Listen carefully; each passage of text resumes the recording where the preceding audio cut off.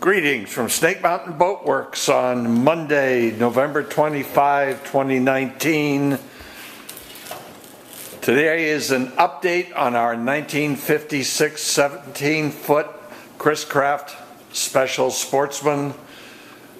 Joe and RJ have been working on the chines, the gripe, and the keel, and I'll just hand it off to you guys to pick up and let us know what you've been doing and where you are and the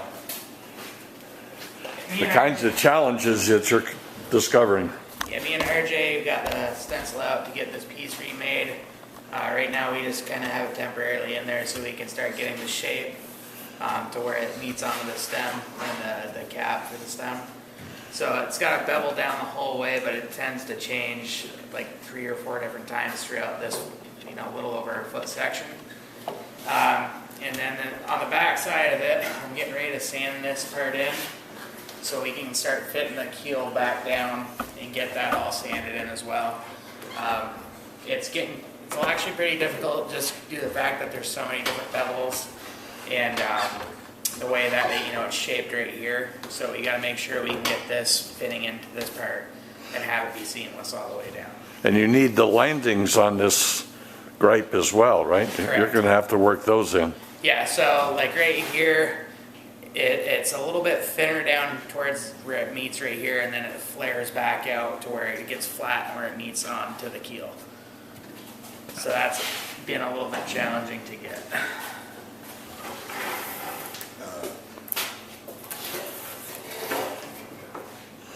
And as you can see, the chine planks are coming into shape, provisionally installed on the aft section of the starboard side. One of the issues is that when you are making it a two-piece chine plank like this one, you do not want the scarf joint to land on one of the frames. You want the scarf block to land on a butt block the same way they do. Let's see, let's just pick a spot here. Right here, this butt joint does not land on this frame nor on the next frame. It lands in between. There's a block behind it with 6 screws on each side. Some of them we've seen are glued in place. We oftentimes use 5200 adhesive to make sure we are securing them. The point of that is the frames move at a different rate than the planking or the chine frame does. So by making the joint between frames, you create essentially a monolith that holds it all together.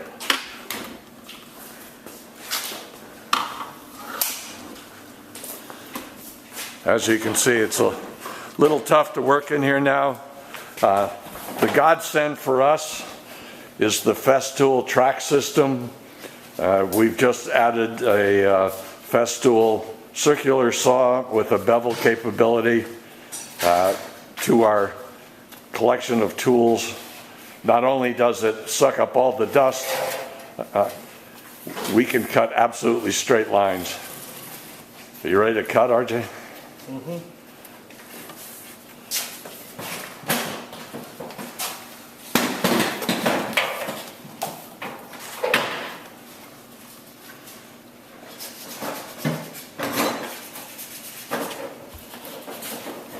And rather than 2 or 3 guys trying to hold the straight edge down,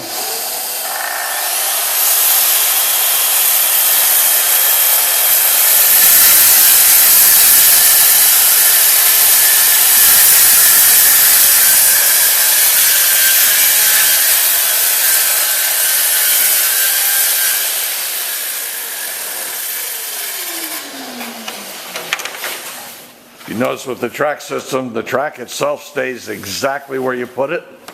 It doesn't hop around, move around.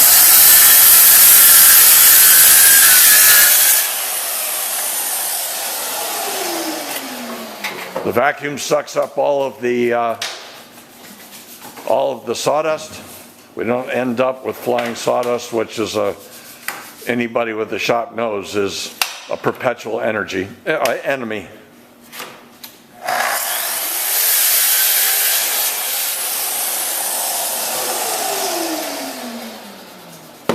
So just that easily, RJ's taken the first step in fabricating another section of chine frame. The fact that it bevels is a real plus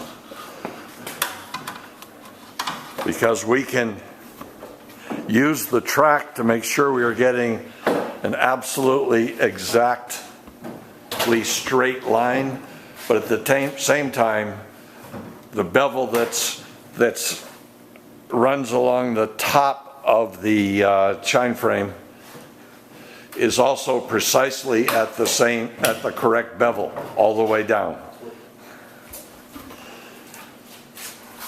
So we'll let these guys continue to work on our 1956 Chris Craft 17-foot Special Sportsman.